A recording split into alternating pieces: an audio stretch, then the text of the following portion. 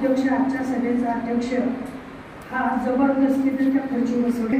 त्यांनी अगोदरच सांगितलं की तानाजीला बोलता येत नाही, पण तानाजी काम मात्र चांगलं आणि ती खरं वस्तुस्थिती आहे.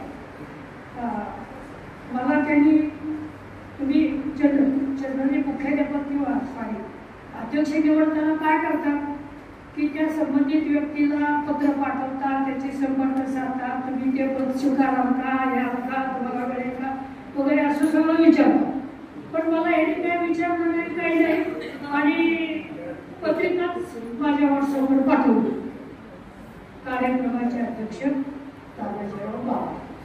पण म्हणून कसं काय तुम्ही हे नाही म्हणजे असं बोलता नाही आलं तरी चालेल त्याला हो अध्यक्ष असा अध्यक्ष तुम्हाला लाभलाय. दोन गोष्टी मुद्दा मी सांगतो. म्हणजे आपण हे जे पुरस्कार देतो ते पुरस्कार अगोदर सर्वांनी सांगितलं की प्रत्यक्ष तिथे जाऊन त्याची पाहणी करून त्याची खातरजमा करूनच पुरस्कार दिले जातात. मी मुख्याध्यापक जो पुरस्कार द्यायचा आहे त्या कमिटीचा अध्यक्ष आहे. आणि ज्या वेळेला आम्ही मुख्याध्यापक बघायला जातो एखाद्याचं नाव आल्यानंतर, तर आम्ही 4-5 असे मुख्याध्यापक पाहिले. 3-4 वर्ष असं चाललं आहे की मुख्याध्यापक काही कुणी आम्हाला समाधान करायला मिळायचं नाही. मग ज्या वेळेला एखाद्या मुख्याध्यापकाचं नाव आल्यानंतर तो जर इंग्रजीचा म्हणजे तो स्वतः इंग्रजी शिकवत असेल तर मग मी माझ्या मनात खुमखुमी येते की याची परीक्षा घ्यायची. मग मी परीक्षा घेणार अशा 3 ठिकाणी परीक्षा घेतली. तर म्हणजे 3 मुख्याध्यापक असे भेटले, पण तिन्हीपैकी 2 मुख्याध्यापक 0 मार्काने पास झाले. किती? 0 मार्काने पास झाले. 3 मार्काची परीक्षा. त्यामुळे 0 मार्काने ते पास झाले. आणि ढाणे सरांच्या तिथं गेल्यानंतर ते ढाणे इंग्रजी शिकवतात म्हणल्यानंतर मला परत खुमखुमी आली यांची परीक्षा घ्यायची. मग मी त्यांना एक वाक्य दिलं आणि सांगितलं. त्याच्यापैकी विशेष म्हणजे त्यांना 2 मार्क मिळाले. 1 मार्क कमी पडला, पण 2 मार्काने ते पास झाले. त्यामुळे त्यांची निवड झाली. अशा 3-4 मुख्याध्यापक 0 मार्काने पास झाले. हा एक भाग. आता दुसरं एक सांगतो की गायकवाडी सर म्हणले की तानाजीला बोलता येत नाही आणि त्याला कामावरही आहे. तुम्हाला आता इथं माझे मुख्याध्यापक आहेत, त्यांना सगळ्यांना माहिती आहे की 1970 त्या दरम्यान परीक्षेचे निकाल SSCचे निकाल जर 20% खाली झाले तर त्यांना दंडात्मक कार्यवाही, त्यांची ग्रँट वगैरे थांबवायची वगैरे असं त्या शिक्षकांना गाडी द्यायची. म्हणजे त्याच्या पाठीमागं खातं हेच लावायचं. तर त्यावेळेला आमचा निकाल 20%च्या म्हणजे 20% लागला आणि आम्ही त्या यादीमध्ये आलो. त्या यादीत आल्यानंतर शिक्षक तिकडं आमच्याकडे मिळायचे नाही. त्याची म्हणजे जरी आज नेमला की 4 दिवस राहणार लगेच. असं 11 वर्ष चालू होतं. 1 दिवस नाही, 2 वर्ष नाही, 11 वर्ष असं चाललं. शिक्षक नेमला, गणिताचं आणि इंग्रजीचं तर नावच काढलं. तो नेमला याचा काय करायला इंटरव्ह्यू दिवशी म्हणजे तिथल्या तिथं इंटरव्ह्यू सुद्धा न देता निघून जायचं अशी परिस्थिती आहे. आणि अशा ठिकाणच्या शाळेमध्ये मी इंग्रजी शिकवायला लागलो. देशपांडे सरांनी सांगितले स्वतःची स्तुती करतोय तसं नाही करत ही वस्तू तर तिथं आमचा हा असा निकाल लागल्यानंतर अधिकारी आले वगैरे त्याचे आम्हाला काय मार्गदर्शन केलं, काय सूचना केल्या. मग आम्ही ठरवलं की काय नाही, आपला निकाल कोणत्याही परिस्थितीत वाढला पाहिजे.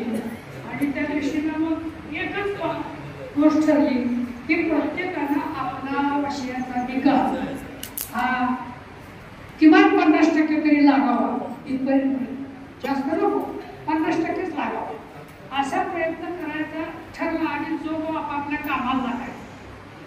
मग माझ्याकडे इंग्रजी विषय, मी इंग्रजी मला शिकवायला शाळेचं काम म्हणजे मुलांना भाजीपाला आणायला महाबळेश्वरला जावं लागायचं आणि हे सगळं करून मी रात्रीच शिकवायचं होत्या. म्हणजे संध्याकाळी 8 ते रात्री 11 3 तास मला तो इंग्रजीचा तास चालायचा. त्याच्यामध्ये त्या वर्षी आमचा 93% निकाल आला. सगळ्या शिक्षकांनी ठरवलं की काय नाही आपण 50च्या खाली यायचं नाही, 93% निकाल आला.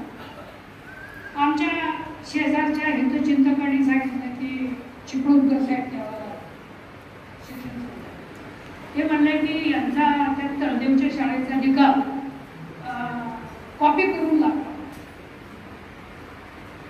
मग शिक्षण संचालकांनी चिपळूण साहेबांनी मला बोलवून घेतलं जुलैमध्ये आमची सुट्टी असते त्या परिसरातल्या सगळ्याची. जुलैमध्ये बोलवून घेतला आणि मला म्हणजे असं तुमच्या आम्हाला कळलं की तुमचा निकाल हा कॉपी करून लागला. तर मी म्हटलं साहेब कॉपी करायचा काय संबंध आहे, कारण तिथले केंद्र संचालक तिथले सुपरवायझर शाळेत आमच्याकडे तिथं कोणी नव्हतं. तरी सुद्धा मी आपल्याला आज सांगतो जुलैमध्ये की पुढच्या वर्षाचा आता यंदाचा 93 पुढच्या वर्षाचा 100% निकाल असेल आणि आमचा एकही शिक्षक सुपरवायझर म्हणून त्या केंद्रावर जाणार नाही. मग त्याप्रमाणे जाऊन परत आल्यानंतर शाळा 15 सुरू झाली. शिक्षकांना मी सांगितलं की बाबा असं आता मी साहेबांना वचन देऊन आलो की 100% आपला निकाल लागला.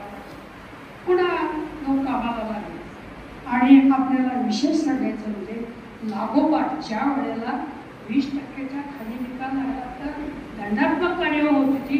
त्या वेळेला 70च्या नंतर आम्हाला 5 वर्ष लागोपाठ तळदेवच्या शाळेचा 100% निकाल. म्हणून नायकोडी सरचे म्हणले ना तानाजीला बोलता येत नाही, ते खरं आहे. तानाजीला काम मात्र करता येतं. मला जबरदस्तीने अध्यक्ष केले त्याबद्दल या मंडळीचा आभार मानतो आहे. नंतर आपण सर्वजण गेले 2-3 तास त्या ठिकाणी जाधव सर प्राध्यापक सेवा संघ सातारा आणि बॅरिस्टर पी.जी. पाटील शैक्षणिक प्रतिष्ठान यांच्या वतीनं सेवानिवृत्त मुख्याध्यापक संघाच्या वतीनं आयोजित करण्यात आलेल्या आजच्या या चांगलं काम करणाऱ्या लोकांना पुरस्कार देऊन त्यांना प्रेरणा देण्याचं काम आज या ठिकाणी करण्यात आलेलं आहे. आणि अशा या कार्यक्रमासाठी आवर्जून उपस्थित असलेले आपल्या सर्वांच्या विनंतीला मान देऊन आलेले सातारा जिल्ह्याचे सुपुत्र आणि आपल्या सर्वांचे शैक्षणिक क्षेत्रातले आजचे मार्गदर्शक सन्माननीय पालकर साहेब, व्यासपीठावर उपस्थित असलेले आजच्या कार्यक्रमाचे अध्यक्ष सन्माननीय बाबासाहेब आणि सर्वच व्यासपीठावरील बुजुर्ग ज्येष्ठ श्रेष्ठ समोरचेही सर्व मान्यवर बंधू आणि भगिनी, प्रथमतः खरं तर या ठिकाणी हे व्यासपीठ उपलब्ध करून देण्यासाठी नायकोडी साहेबांचा फोन आला आणि नायकोडी साहेबांनी सांगितलं हा कार्यक्रम आहे तुम्ही या. सातारा जिल्हा माध्यमिक उच्च माध्यमिक शाळा मुख्याध्यापक संघाची बैठक परवा 7 ऑक्टोबरला सातारा या ठिकाणी 500-525 मुख्याध्यापकांच्या उपस्थितीत पार पडली आणि त्या ठिकाणी बाबासाहेब ही जबाबदारी नव्याने माझ्याकडे देण्यात आली. गेले 7-7 वर्षांमध्ये जे काही उपक्रम आपले सुरू आहेत त्याच्यामध्ये कमी जास्त प्रमाणात आपणाला कुठं उणीवा भासले असतील, परंतु या ठिकाणी या पुढच्या कालखंडामध्ये कोणतीही उणीव या ठिकाणी जिल्हा मुख्याध्यापक संघाच्या वतीनं विशेषतः या सेवा संघाला मदत करण्याची आमची भूमिका आहे आणि ती राहणारच आहे. कधीही सांगा आम्ही तुमच्या सेवेसाठी या ठिकाणी हजर आहोत. या कार्यक्रमासाठी पालकर साहेबांना यापूर्वी पण साक्षरतेचा प्रसार करत असताना लोणंदलाही त्यांनी चांगल्या प्रकारे मार्गदर्शन केलेलं होतं. वारी साक्षरतेची लोकांना ती बाब त्या कालखंडामध्ये पालकर साहेब तुम्ही निघून गेल्यानंतर थोडीशी वेगळी वाटत होती. परंतु सगळ्या लोकांना संज्ञान करावं ही भूमिका घेऊन त्यांनी त्यावेळेला हा उपक्रम स्वतः येऊन त्या ठिकाणी त्या पंढरपूरच्या वारीच्या निमित्तानं लोकांची बैठक, विशेषतः शैक्षणिक क्षेत्रातल्या लोकांची बैठक घेऊन लोकांना त्या ठिकाणी अतिशय चांगल्या पद्धतीनं मोटिवेट करण्याचा प्रयत्न केलेला होता. त्याच्यामध्ये प्राथमिक शाळेचे शिक्षक होते, माध्यमिक शाळांचे शिक्षक होते आणि खूप काही चांगलं काम त्यावेळेला साहेब झालं. त्याचे साक्षीदार तुम्हीच आहात, काम करणारे आम्ही आहोत, परंतु प्रेरणा तुमची होती. आणि त्यामुळं या जिल्ह्यामधलं जे काम आहे मुल्ला साहेबच्या माध्यमातून जे होणारं होतं ते अतिशय चांगलं त्यावेळेला देखणं आणि नेटक्या स्वरूपाचं झालेलं होतं. त्याचा सार्थ अभिमान आम्हालाही आहे आणि तुम्हालाही त्या निमित्तानं त्या ठिकाणी त्या जिल्ह्यातल्या शिक्षकांनी चांगलं काम केल्याचं निश्चितपणानं समाधान मिळालेलं आहे असा मला विश्वास आहे. या ठिकाणी आपण आलात आणि चांगल्या पद्धतीने या ठिकाणी या शैक्षणिक क्षेत्रावरती मार्गदर्शन केलं त्याबद्दल मी तुमचं उपस्थित असलेल्या सर्व जिल्हा मुख्याध्यापक संघ आणि सेवानिवृत्त मुख्याध्यापक सेवा संघ या दोन्ही संघटनांच्या वतीने या ठिकाणी मनापासून हार्दिक आभार व्यक्त करतो. आणि या ठिकाणी ज्या काही आमच्या समस्या असतील त्या सोडवण्यासाठी मी आता तुमच्याशी थोडीशी चर्चा केली, परंतु जिथं काही आपले हात बांधले जातात त्याच्या पलीकडे जाऊन आपल्याला काम करता येत नाही याची तुम्ही त्याच ठिकाणी सूचक इशारा वाजा सूचना आम्हाला केली.